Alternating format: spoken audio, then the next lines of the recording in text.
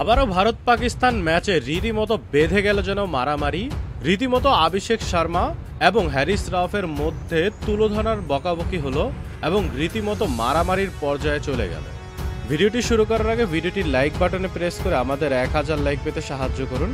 আজ এশিয়া কাপের সুপার 4-এ মুখোমুখি হয়েছে চিরপ্রতিদ্বন্দ্বী ভারত এবং পাকিস্তান। আজ এই ম্যাচে প্রথমে ব্যাটিং করে পাকিস্তান 171 রান সংগ্রহ করে 5 উইকেটের বিনিময়ে। যেই লক্ষ্য তারা করতে নেমে ইন্ডিয়ার ওপেনাররা রীতিমতো অসাধারণ ব্যাটিং শুরু করে দেন। অভিষেক শর্মা এবং শুভমান গিল দুইজনেই দুর্দান্ত ব্যাটিং করতে থাকেন। আর তখনই ইনিংসের 5 নম্বর ওভারের শেষের ডেলিভারিতে হ্যারিস রাউফকে দুর্দান্ত একটি শট খেলে 4 হাঁকান শুভমান গিল।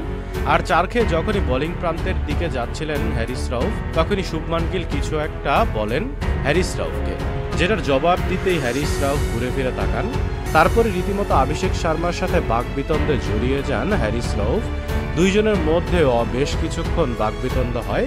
তারপর আম্পায়ার রীতিমতো হ্যারিস রাউফ এবং অভিষেক শর্মাকে সরিয়ে দেন। রীতিমতো মারামারির পর্যায়ে যেন চলে যেত। তো বন্ধুরা, আপনাদের কি মনে হয় এখানে কে সঠিক ছিল? আপনাদের মতামত অবশ্যই ভিডিওর নিচে কমেন্ট বক্সে লিখে জানাতে ভুলবেন না। এবং ভিডিওটি ভালো লাগলে অবশ্যই লাইক এবং শেয়ার করবেন।